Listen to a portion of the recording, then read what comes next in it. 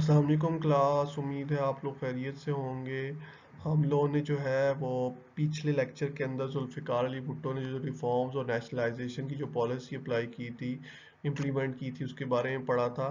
और हम लोगों ने जो है वो लेक्चर नंबर 1 के अंदर चैप्टर ऑब्जेक्टिव्स पढ़े थे। हिस्ट्री ऑफ पाकिस्तान के जो चैप्टर ऑब्जेक्टिव्स हैं, मुराद ये कि हम लोग क्या क्या अचीव करेंगे इस चैप्टर को पढ़ने के बाद, वो सब डिस्कस किए थे। और चैप्टर हमने लेक्चर नंबर 2 के अंदर जो है वो ये पढ़ा था कि जुल्फ़िकार अली भुट्टो जो है उसने क्या क्या पॉलिसी रिफॉर्म वगैरह किए थे।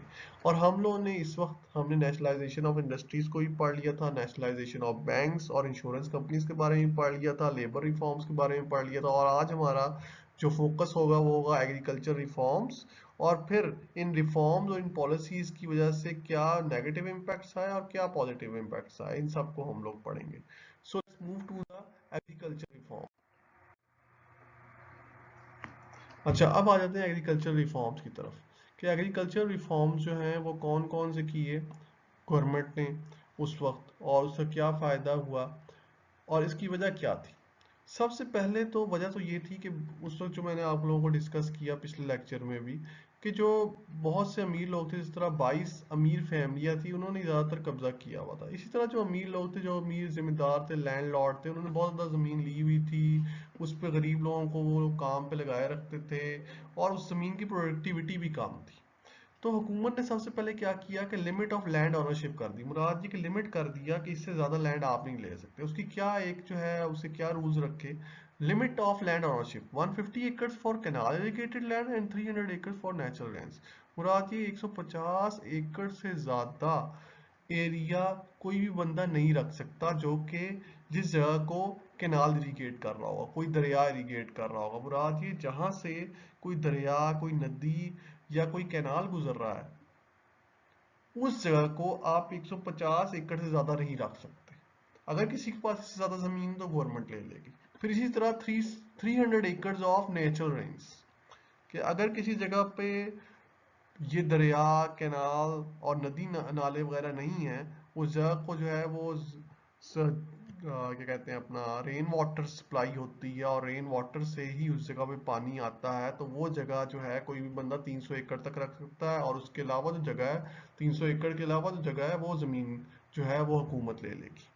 उसके बाद extra land was distributed to farmers by March 1976।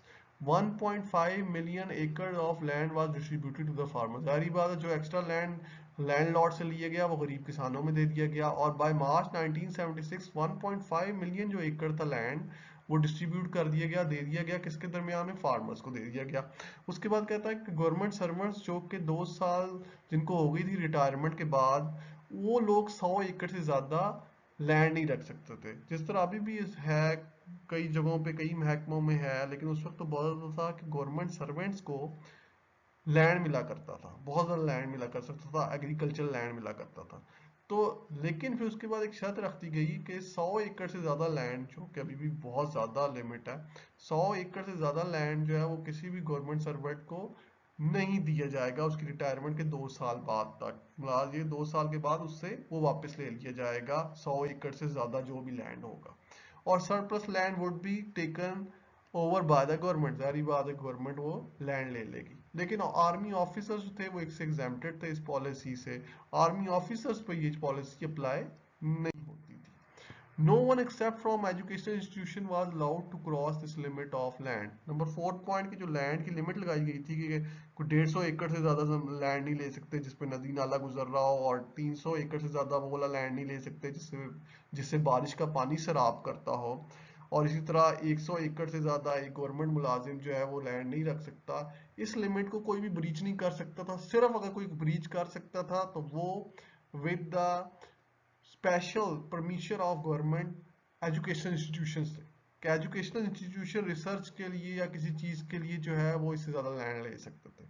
उसके बाद 4th पॉइंट ये था कि 5th पॉइंट कि लैंडलॉर्ड जो थे उनके लिए लाजमी था कि वही टैक्स देंगे, लैंड का भी और वाटर का भी। इससे पहले क्या होता था कि पीजेंट्स देते थे, जो मज़ारे उधर काम करते थे वो बेचारे इसका टैक्स देते थे। लेकिन फिर ये लाजमी कर दिया गवर्नमेंट ने कि जिसकी जमीन है वही टैक्स देगी। ये ना हो कि ये बोझ उन गरीबों में ढाला जाए कि जो गरीब आपकी जमीन पे काम करते हैं। अच्छा, फिर उसके बाद नंबर 6 स्टेप, ये भी बड़ा अच्छा एक जो था वो स्टेप था कि जो पीजेंट्स वहां पे काम करते थे, landlords were not allowed to evict the peasants one-sidedly. Only those peasants could be evicted who did not give apportionments or violated the rules. कि जो पीजेंट्स काम करते हैं, जो मज़ारे वहां पे काम करते थे लैंडलॉर्ड्स के पास, उन लोगों को आप कोई भी बंदा, कोई भी जो लैंडलॉर्ड है, जिम्मेदार है, वो अलग नहीं कर सकता था, उनको निकाल नहीं सकता था उस जमीन से, यहाँ तक कि वो कोई रूल नहीं बाईपास करते थे। मुराद ये कि फर्ज करें एक शेर होता है कि हम कहते हैं कि मैं जो फसल लगा रहा हूँ, जो मज़ारे होता है वो कहता है मैं जो फसल बीज रहा हूँ यहाँ पे उसका 30% शेयर मैं दूंगा जिसकी जमीन है और 70% मैं खुद रखूंगा। फर्ज कर लेते हैं ये एग्रीमेंट हुआ हुआ, अगर कोई बंदा ये एग्रीमेंट वायोलेट करता है तो फिर उस बंदे को वो लैंडलॉर्ड हटा सकता था, उसके अलावा वहां से वो हटा नहीं सकता था। अच्छा, फिर number 9 point, for the purchase of agriculture machinery like tractors loans were granted to the farmers and landlords on easy instalments. वो ये कहता है कि जो परचेज थी एग्रीकल्चर मशीनरी की, उसके लिए गवर्नमेंट ने क्या किया, लैंडलॉर्ड और फार्मर्स को इजी इंस्टॉलमेंट्स पे जो है लोन्स दिए। उन पे मुराद ये कई ऐसे लोन्स दिए जिन पे सूद नहीं था, जिन पे कोई इंटरेस्ट नहीं था, कि आप लोग जो है ये लोन्स लें, ट्रैक्टर्स लें, उसके अलावा जो है जो मैगी मशीनरी, एग्रीकल्चर मशीनरी जिससे प्रोडक्टिविटी बढ़ेगी वो आप लें, और आपसे इसके जो है वो गवर्नमेंट खुद आपको इजी इंस्टॉलमेंट्स पे लोन देगी, उसके अलावा जो है फंड्स देगी, जिससे आप लोग इजीली जो है वो ये मशीन्स खरीद सकते हैं, और जिससे एट द एंड क्या होगा कि एग्रीकल्चर प्रोडक्टिविटी इंक्रीज कर जाएगी। Okay, okay, let's move on. अब हम लोग पढ़ेंगे pros and cons of nationalisation, कि जो नेशनलाइजेशन की पूरी मूवमेंट चली थी, इसके क्या नेगेटिव इम्पैक्ट्स और क्या पॉजिटिव इम्पैक्ट्स थे। Pros means positive impacts and cons means negative, कि क्या क्या इसकी वजह से फायदे हुए और क्या क्या नुकसान हुए। वैसे तो हर चीज का एक फायदा नुकसान होता है, लेकिन हमने इवेलुएट करना होता है कि अगर एक चीज का ज्यादा फायदा हो रहा है, नेट प्रोडक्टिविटी अगर हमें मिल रही है, नेट पॉजिटिविटी आ रही है, तो इसका मतलब वो चीज़ फायदेमंद है। और अगर एक चीज़ का नुकसान हो रहा है, ज़्यादा नेट नेगेटिविटी आ रही है, तो इसका मतलब क्या है कि वो चीज़ नेगेटिव है। तो हम लोगों ने पढ़नी है pros and con nationalisation in industries की, नेशनलाइजेशन इन एजुकेशन की, कॉमर्स और ट्रेड की। Let's move on. अब हम लोग करेंगे नेशनलाइजेशन ऑफ इंडस्ट्रीज की क्या क्या फायदे हुए। अच्छा, अब कहते हैं नेशनलाइजेशन ऑफ इंडस्ट्रीज के फायदे क्या क्या हुए। सबसे पहला, exploitation of labours were ended, there salaries and benefits increase. जब नेशनलाइज कर दी, गवर्नमेंट के पास आ गई इंडस्ट्री, तो उसका सबसे पहला क्या फायदा हुआ कि लेबर्स जो है उनकी एक्सप्लॉयटेशन, मुराद ये कि लेबर्स को जो है वो कम तनख्वाहों पे काम करवाना, उन पे सख्ती करना, उनसे ओवर टाइम लेना, उनको पैसे ना देना, ये क्या हुआ, ये एंड हो गया। ये पॉजिटिविटी की बात कर रहे हैं। उससे क्या हुआ कि फिर सैलरीज और जो बेनिफिट्स थे उनके वो इंक्रीज हो गए, पहला फायदा। नेशनलाइजेशन ने दूसरी तरफ किस तरह हेल्प किया कि नेशनल इनकम को बढ़ा दिया, जीडीपी हमारा इंक्रीज कर दिया, ग्रॉस डोमेस्टिक प्रोडक्ट। ठीक है, जीडीपी हमारा इंक्रीज इस तरह हुआ कि जो टैक्सेस वगैरह थे वो ये कंपनियां गवर्नमेंट को देती थी, ड्यूटीज टैक्सेस जो भी होते थे वो ये गवर्नमेंट को देते थे। थर्ड पॉइंट क्या हुआ कि mill owner showed better attitude with the labourers, strikes were gradually decreased. जो मिल ओनर थे उन्होंने जो एटीट्यूड है अपना लेबर्स के साथ अच्छा कर लिया, क्योंकि लेबर्स लॉज आए थे, लेबर रिफॉर्म्स हुए थे, हुकूमत ने सख्ती की थी कि लेबर्स के साथ कोई सख्ती नहीं कर सकता था। तो इससे पहले जो स्ट्राइक इसलिए हुआ करती थी कि लेबर्स को राइट नहीं मिल रहे या लेबर्स के साथ सख्ती की जा रही है, तो वो वाले स्ट्राइक्स क्या हुए, सब डाइट कर गए, खत्म हो गए। स्ट्राइक्स पर gradually decrease, of course Aahista Aahista वो वाली स्ट्राइक्स खत्म हो गई। कहता the hold of 22 families in the industrial circle ended and the capitalist class was discouraged। ठीक है भाई, आपने उन फैमिली से बहुत कुछ ले लिया, तो उसका यही एक फायदा ये हुआ कि जो है पूरी एक कैपिटलिस्ट इकोनॉमी बनी हुई थी कि कुछ फैमिलीज के पास पैसा है, और वो पैसा जो है वो उन्हीं फैमिलीज के पास ही बार बार घूम फिर के आ रहा है, तो वो जो एक circulation of money to certain families वो एंड हो गया। वो कैपिटलिस्ट क्लास और कैपिटलिस्ट एक जो उनकी हेजेमनी बनी हुई थी वो क्या हुई, डिस्करेज हो गई, और उन लोगों के पास पैसे आना खत्म हो गए। मुराद ये कि कम कम हो गए, आप ये कह सकते हैं पैसे आना कम हो गए, बाकी लोगों में भी डिस्ट्रीब्यूशन शुरू हो गई। अब उसके आ जाते हैं कॉन्स पे, नेगेटिव पॉइंट्स क्या क्या थे। अब आप देखें नेगेटिव पॉइंट्स काफी ज्यादा हैं। नेशनलाइजेशन के नेगेटिव पॉइंट्स काफी ज्यादा हैं। अब ये देखिए, सबसे पहला, since the industries came under government control the capital is set up only few industries in Pakistan due to which the industrial development slow down. कहता जिन लोगों के पास पैसा था, जब इंडस्ट्री ज्यादातर गवर्नमेंट के कंट्रोल में आ गई, तो जिन लोगों के पास पैसा भी था उन्होंने इंडस्ट्रीज लगाना बंद कर दी। उन्होंने कहा कि भाई नहीं यार, ये तो गवर्नमेंट जो है वो पहले अपने रिफॉर्म्स इन्फोर्स करती है, उसके अलावा हमसे जो है वो जो हम लोग पैसा खून पसीना करके कमाई करके जो भी पैसे हमारे पास आते हैं उसकी इंडस्ट्री लगाते हैं, उसका फायदा तो जो है हमें होता ही नहीं है, उस पर तो कब्जा हो जाता है गवर्नमेंट का, और जो लेबर्स हैं उनकी मनमानी चलती है। सो क्या हुआ कि उन लोगों ने इंडस्ट्रीज लगाना बंद कर दी। उससे क्या हुआ कि एक खास मौके पे जाके इंडस्ट्रियल डेवलपमेंट क्या हुई, स्लो डाउन होना शुरू हो गई, और फिर जीडीपी जीएनपी सब कुछ रुकना शुरू हो गया। उसके बाद second point, the labour unions took advantage of the political freedom and went on strikes and demonstrations frequently for seeking increase in benefits, thus productivity decrease.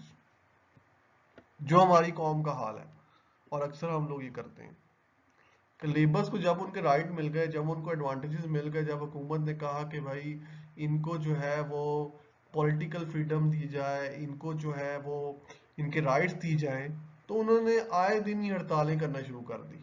पहले हड़तालें इसलिए होती थी कि इनको राइट्स नहीं मिल रहे, अब हड़तालें इसलिए होती थी कि उनमें इंक्रीज किया जाए, उनकी सैलरी इंक्रीज की जाए। इससे होता यह था कि रोज आए दिन स्ट्राइक शुरू हो गई, और जो प्रोडक्टिविटी थी, जो यूनिट्स काम कर रहे थे डिफरेंट जो है वो फैक्ट्रीज के अंदर, उन्होंने अपनी प्रोडक्टिविटी डिक्रीज कर दी। मुराद जब जाहिर बात है मुलाजमीन हड़ताल में बैठे हैं तो ना वो यूनिट्स रन करेंगे, और इसकी वजह से होता यह था कि फैक्ट्रीज जो है वो आहिस्ता आहिस्ता उन्होंने काम करना छोड़ दिया।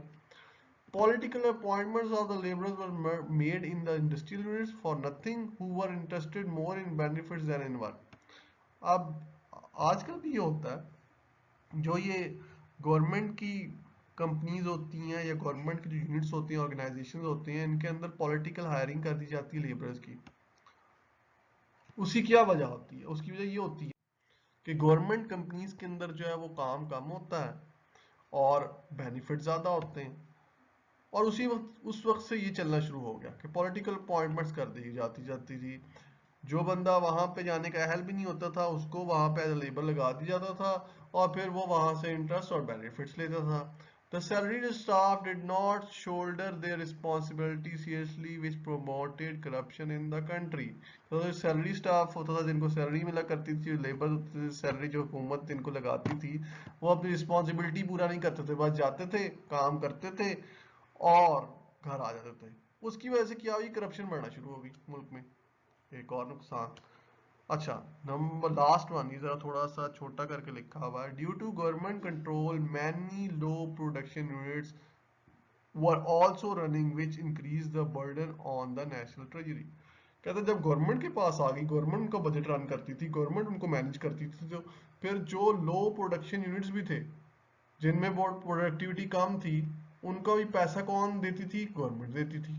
और उसकी वजह से क्या हुआ, नेशनल ट्रेजरी पे हमारे जो खजाना था उस पे बोझ पड़ना शुरू हो गया, और उस बोझ पड़ने की वजह से क्या हुआ कि गवर्नमेंट के ऊपर एक बर्डन आया, और बर्डन आने की वजह से गवर्नमेंट जो है वो आहिस्ता आहिस्ता जो उसकी पास ट्रेजरी होती थी उससे हाथ धोने लग गई।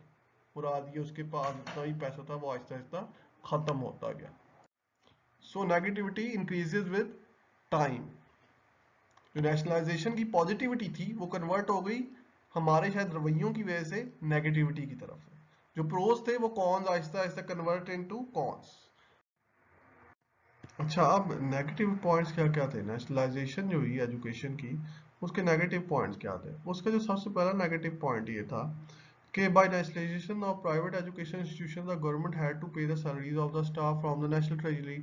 कि जो प्राइवेट इंस्टीट्यूशन थे उनको नेशनलाइज कर दिया। अब जो लोग वहां पे काम कर रहे थे, जो टीचर्स वहां पे काम कर रहे थे, जो स्टाफ के जितने मेंबर्स थे, उनको पे कौन देता था? गवर्नमेंट। गवर्नमेंट ट्रेजरी से पैसे जा रहे थे। नेशनल ट्रेजरी यूज हो रही थी किसके लिए? उन लोगों को पैसे देने के लिए। जो इंडस्ट्रीज होती हैं उनको तो फिर वो कोई चीज़ सेल करती हैं, उनके प्रोडक्ट्स बनती हैं, एक्सपोर्ट होती हैं, उनका जीडीपी में कई चीज़ें मिलती हैं, लेकिन एजुकेशन में जो गवर्नमेंट को इनपुट आता है, जो गवर्नमेंट अर्न करती है, वो बहुत कम होता है। इसलिए गवर्नमेंट जो है थी वो ज़्यादातर अर्न बहुत कम कर रही थी और ज़्यादातर अपनी तरफ से इनपुट दे के उन लोगों को पैसे दे रही थी जो वहां पे काम करते थे। फिर वहां पे पॉलिटिकल इन्फ्लुएंस भी आ गया, लोगों ने भर्तियां शुरू कर दी, करवानी शुरू कर दी टीचर्स की, जो कि क्वालिफाइड नहीं होते थे। फिर एक और नुकसान किया, the owners of the private institutions were unhappy for the nationalisation and they started struggle to back their educational institutions. जो प्राइवेट इंस्टीट्यूशंस थे, जो बाकी बच के थे, जिनको नेशनलाइज नहीं किया गया था, वो बड़े परेशान थे। उसकी वजूहत ये थी, एक तो जो उनके टीचर्स थे वो वहाँ पे नहीं रहते थे, वो कहते थे क्यों ना हम लोग गवर्नमेंट में चले जाएं जहाँ पे इतने बेनिफिट्स हैं, जहाँ पे इतने जो है हम लोगों को एक जो है वो पे मिल जाती है, उसके अलावा हमारे हेल्थ बेनिफिट्स हैं, हमारे पास जो है वो रेजिडेंट की जो है वो बेनिफिट्स हैं। तो उसकी वजह से उनको सफ़र करना पड़ रहा था। फिर एजुकेशन इंस्टीट्यूशन ने इस जगह पे कहा कि क्यों ना हम लोग ऐसी चीज़ें इंट्रोड्यूस करवाएं कि जिनकी वजह से इन प्राइवेट इंस्टीट्यूशन ने कहा क्यों ना ऐसी चीजें इंट्रोड्यूस करवाएं कि लोग हमारी तरफ आए। यहाँ पे फिर वो Beacon House, Head Start, GSIS, LGS, Roots, ये सब इस जगह से स्टार्ट होना शुरू हुई कि जहाँ पे ये प्राइवेट इंस्टीट्यूट आए जिन्होंने को करिकुलर एक्टिविटीज स्टार्ट की। Number third point, by providing concession to the students in transport fare, tension developed between the transport owners and students. अच्छा, मसला ये हुआ कि ट्रांसपोर्ट फेयर्स के अंदर स्टूडेंट्स को तो आपने कंसेशन दे दिया, लेकिन आपने ट्रांसपोर्टर्स को कोई कंसेशन नहीं दिया। जो स्टूडेंट था वो तो फ्री सफर करता था लोकली, 20% जस्ट फेयर देता था और वो पूरे पाकिस्तान में सफर करता था। लेकिन जो ट्रांसपोर्टर था जिसकी गाड़ी में वो बैठ के जाता था उसको कोई बेनिफिट नहीं मिला, और टेंशन डेवलप होना शुरू हो गई स्टूडेंट्स में और ड्राइवर्स, कंडक्टर और ट्रांसपोर्ट ओनर्स में। अक्सर लड़ाई झगड़े होते, जो स्टूडेंट्स थे वो बसें जला दिया करते थे, बसें तोड़ दिया करते थे, वैगन्स को आग लगा दिया करते थे, सड़क ब्लॉक कर लिया करते थे, तो मामलात खराब होना शुरू हो गए। The unlimited liberty made the student negligent in their educational activities. Of course, जब इतनी ज़्यादा आपको लिबर्टी मिलेगी, आज़ादी मिलेगी, तो फिर तो आप पढ़ाई तो नहीं करेंगे ना। जब आप फ्रीली कहीं पे भी जा सकेंगे, जब आपके पास फेयर जो है वो आपको फेयर नहीं देना पड़ेगा, कहीं का भी किराया नहीं देना पड़ेगा, आप किसी वैन किसी बस में बैठे और जहां मर्जी गए घूमे फिरे, तो जाहिर बात है आप पढ़ाई तो कम ही करेंगे ना। Last activity, not last point. The student unions were organized in the institution through political parties which were a great threat to peace and security. जो student unions थी उनको political party support करती थी, unions बन गई students की, strike शुरू हो गई, जलाओ घिराओ शुरू हो गया, और वो पीस और सिक्योरिटी के लिए थ्रेट बन गया। बहुत सी वजूहत हैं मार्शल लॉ की, उसमें एक वजह ये भी थी, इस पे कभी डिस्कशन करेंगे हम लोग इंशाल्लाह। Let's move on. अब हम जाते हैं कॉमर्स और ट्रेड के क्या प्रोज एंड कॉन्स हुए, फटाफट देखते हैं इसको कि क्या क्या पॉजिटिव पॉइंट्स थे। सबसे पहला, अब वो कहता है कि जब कॉमर्स एंड ट्रेड का सबसे पहला पॉइंट ये है कि the nationalisation of industrial units increase the production of the state industries. कहता है जब नेशनलाइजेशन की तो उसकी वजह से क्या हुई कि जो स्टेट इंडस्ट्रीज की प्रोडक्शन थी वो बढ़ गई, पहला positive point.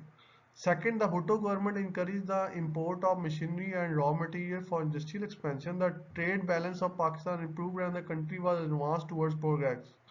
Economic growth started in the country. कहता है भुट्टो गवर्नमेंट ने इनकरेज किया कि इट्स ओके, आप बाहर से मशीनरी और रॉ मटेरियल मंगवा सकते हैं ताकि यहाँ पे लाके उससे और चीज़ें बनाई जाए, और उसकी वजह से क्या हुई, इंडस्ट्रियल एक्सपेंशन बढ़ गई।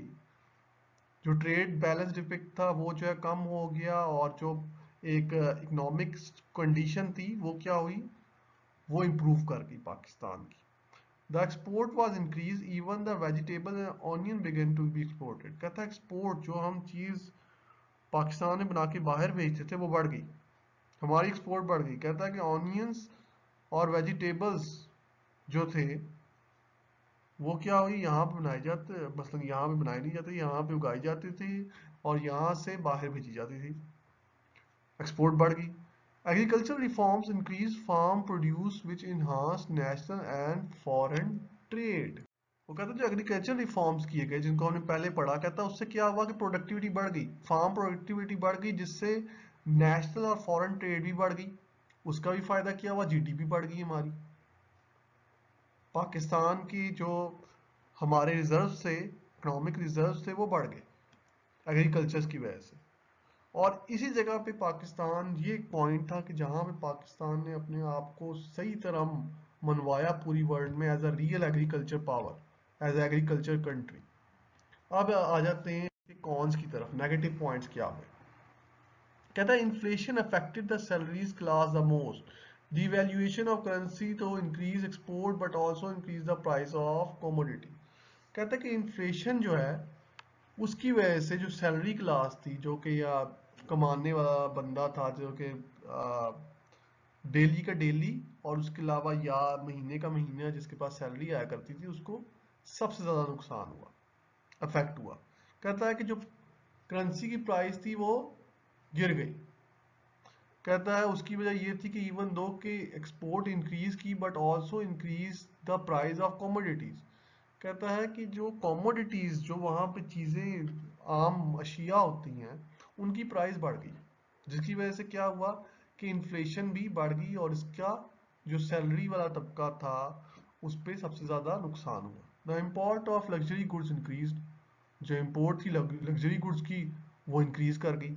जब लोगों के पास पैसा आ गया, लोग क्या करते थे, लग्जरी गुड्स लेना शुरू कर देते थे। लग्जरी गुड्स क्या है, ब्यूटी की चीज़ें, गाड़ियाँ, अच्छी अच्छी नई नई गाड़ियाँ, ये जो है ये लोगों ने लेना शुरू कर दी। जब ये लेना शुरू की, इनकी इंपोर्ट बढ़ गई। इनकी जब इंपोर्ट बढ़ गई तो बैलेंस ऑफ पेमेंट का इशू आ गया। बैलेंस ऑफ पेमेंट ये होती है कि कितना पैसा आपके पास, कंट्री के पास आ रहा है और कितना आपकी कंट्री से बाहर जा रहा है, इसका इशू पैदा हो गया।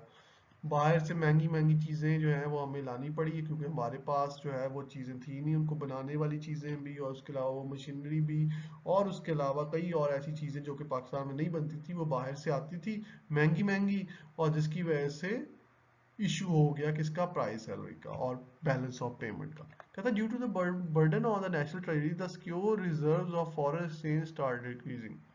कहता 1975 के बाद 75-76 में जाके क्या होना शुरू हुआ कि बर्डन नेशनल ट्रेजरी में बढ़ गया, नेशनलाइजेशन की वजह से। नेशनलाइजेशन नेशनलाइजेशन नेशनलाइजेशन, उसकी वजह से बर्डन बढ़ गया। और हर चीज़ तो गवर्नमेंट को देनी पड़ रही थी। कई जगहों पे जो है तनख्वाहें लोगों की, लोग काम कर रहे नहीं थे, प्रोडक्टिविटी जा रही नहीं थी, लेकिन गवर्नमेंट को तनख्वाहें देनी पड़ी थी। इसकी वजह से क्या हुआ कि गवर्नमेंट के जो रिजर्व थे, फॉरेन एक्सचेंज थे, वो डिक्रीज होना शुरू हो गए। The increase in oil prices tumbled the trade balance of Pakistan in 1973।